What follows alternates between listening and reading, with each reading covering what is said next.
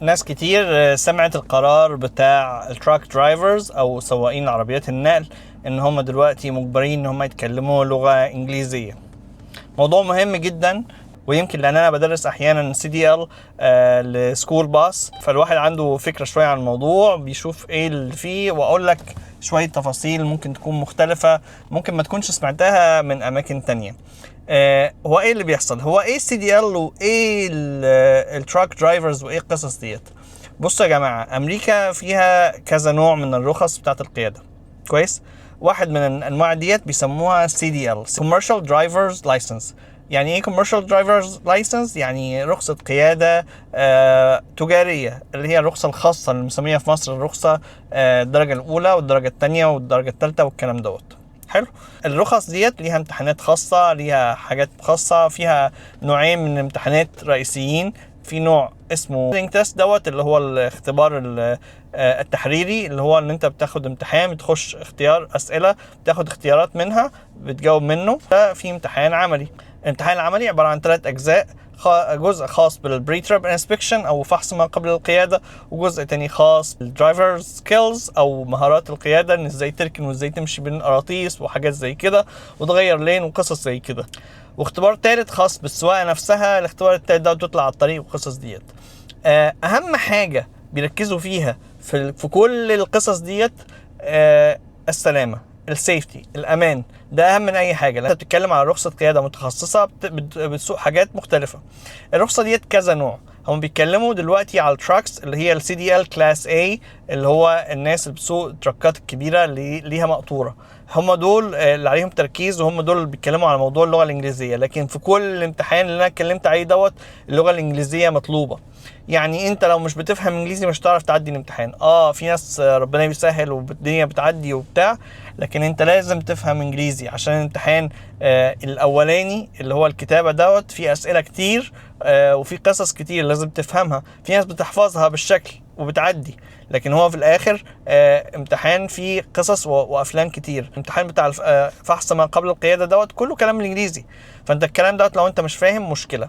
طيب كل الكلام ده ليه؟ يعني انت لما تسوق عربيه تراك مثلا كبيره، العربيه ديت سعادتك بتمشي على الطريق، عربيه ضخمه مساحتها كبيره، وزنها تقيل، اي لا قدر الله مشكله صغيره، حادثه صغيره بتعمل كارثه. طبعا في يفط كتير على الطريق بتشرح حاجات كتيره للناس اللي بتسوق CDL. حلو.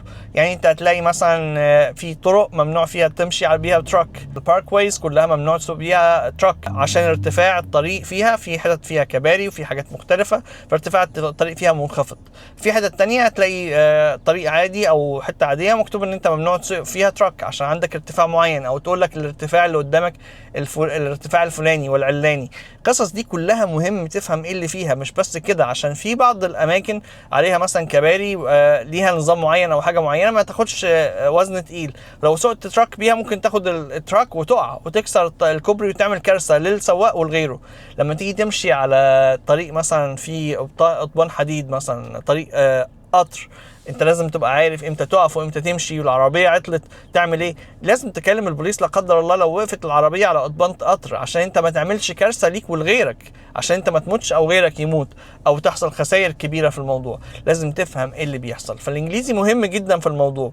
الموضوع بيركزوا فيه دلوقتي على التراكس بس، هو المفروض شويه شويه هتلاقيهم دخلوا على بقيه التفاصيل. وده كان قانون موجود من قبل كده على فكره، كان معطل شويه او محجم شويه من ايام اوباما، لكن هو اصلا قانون موجود.